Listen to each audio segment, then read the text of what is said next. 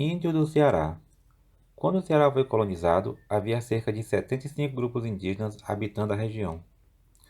Haviam os tupis, cariris, tapuias, tremembés, gês, índios não agrupados e índios de existência duvidosa, de acordo com o historiador Carlos Estudas de Filho.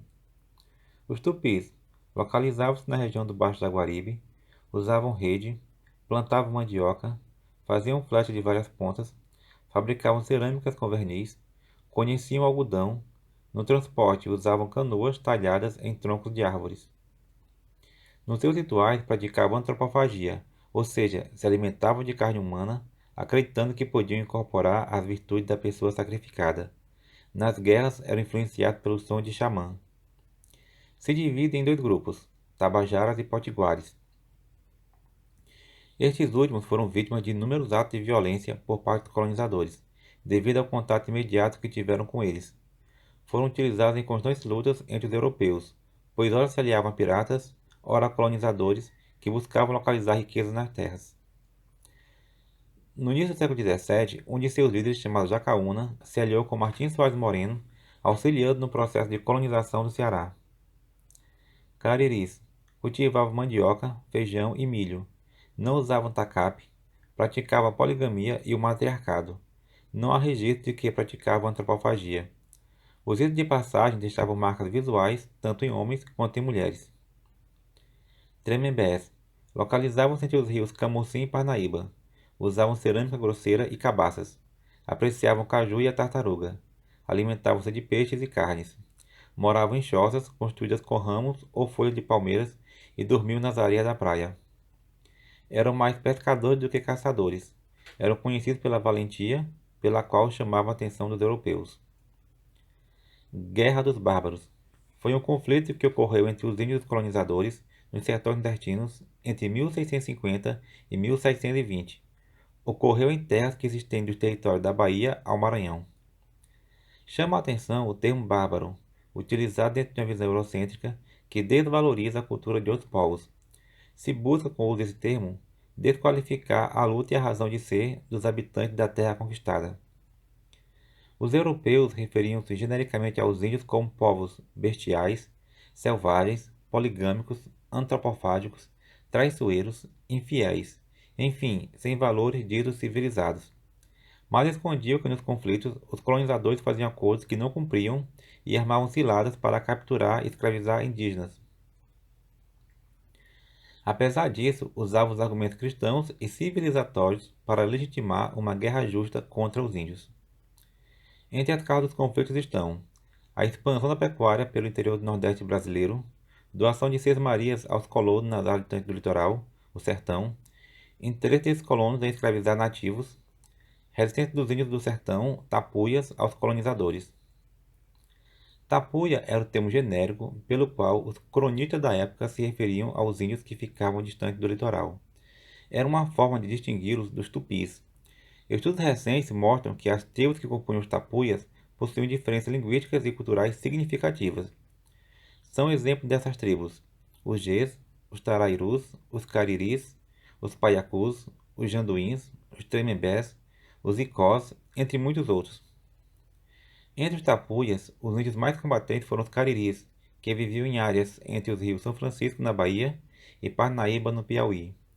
Dentre seus povos estavam os Inhamuns, os Cariús e os Cateús. Capistrano de Abreu os descreve como valentes e de terrível resistência, talvez de mais persistência que os portugueses encontraram. Uma das vantagens que o colonizador europeu possuía na guerra contra os índios era o proveito que tirava da divisão e rivalidade entre as tribos.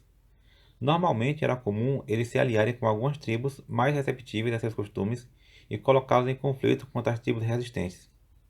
Como as tribos tinham dificuldade em se unir, a vantagem era dos europeus. Mas na ocasião da Guerra dos Bárbaros, os cariris se organizaram numa confederação, impondo pesada resistência ao colonizador europeu. Tal confederação durou cerca de 30 anos e se iniciou com uma revolta indígena na região do Rio Grande do Norte, em Açu, Mossoró e Apodi. Deslocou-se para a Paraíba, na povoação de Bom Sucesso do Piancó, até chegar ao Ceará. Na ação, os índios saqueavam e destruíam vilas e fazendas, provocando mortes e terror entre os colonizadores. O governador-geral do Brasil, Frei Manuel da Ressurreição, solicitou em 1688 reforços dos bandeirantes de São Paulo para enfrentar a fúria dos índios. Destacaram-se entre esses bandeirantes Domingos Jorge Velho, o mesmo que derrotou o Quilombo dos Palmares, e o tenente João Amaro Maciel Parente, famoso por promover atrocidade contra índios. Mais os nativos resistiram à ação dos bandeirantes por meio de táticas de guerrilhas. Em 1691, o mestre de campo Fernão Carrilho conseguiu derrotar os baiacus. Vários foram escravizados ou forçados a lutar ao lado das forças militares dos colonizadores brancos. Em 1694, os baiacus conseguiram libertar-se e partiram para a ofensiva contra os moradores em torno dos rios Jaguaribe e Manabuiú. Os confrontos persistiram no final do século XVII com vitórias importantes dos colonos. Os índios derrotados foram aldeados nas missões, onde passavam a viver sob os cuidados religiosos e assimilavam a cultura dos brancos europeus. Em 1699, o mestre de campo Manuel Alves de Moraes Navarro cometeu um crime contra esses índios baiacus aldeados, matando cerca de 500 deles sem chance de defesa. Esse crime provocou protestos religiosos, mas terminou em impunidade. Foi a mostra de total desprezo das autoridades portuguesas para com a população indígena. Em 1713, os baiacus, aliados com os anassés, os jaguaribaras, os acriús, os arariús, os canidés, os genipapos e os tremembés, atacaram a então saída da capitania do Ceará, Aquiraz. Os moradores fugiram em busca de proteção na fortaleza de Nossa Senhora da Assunção. A resistência em Aquiraz coube a João de Barros Braga, grande senhor de terras. Ele organizou sua milícia, composta de mestiços índios aculturados, vestidos como vaqueiros, e partiu para a ofensiva contra os indígenas rebeldes, recebendo do governo o direito de fazer a guerra justa, podendo matar e escravizar índios à vontade. Ele percorreu os vales do Jaguaribe e Cariri, indo até o Piauí, provocando morte e escravidão de índios e extermínio em nome dessa guerra justa. Por volta de 1620, os indígenas estavam derrotados, lutando em condições miseráveis pela sobrevivência, escravizados ou aldeados sob o comando de líderes religiosos católicos. Em recompensa por seus serviços, João de Barros Bragas foi nomeado governador do Rio Grande do Norte em 1631. A Guerra dos Bárbaros é um episódio praticamente esquecido na historiografia tradicional brasileira. Esse esquecimento contribui para esconder a resistência dos índios à colonização, bem como as práticas utilizadas pelos colonos para enfrentar os nativos, com o intuito de se apropriar das terras onde esses nativos habitavam.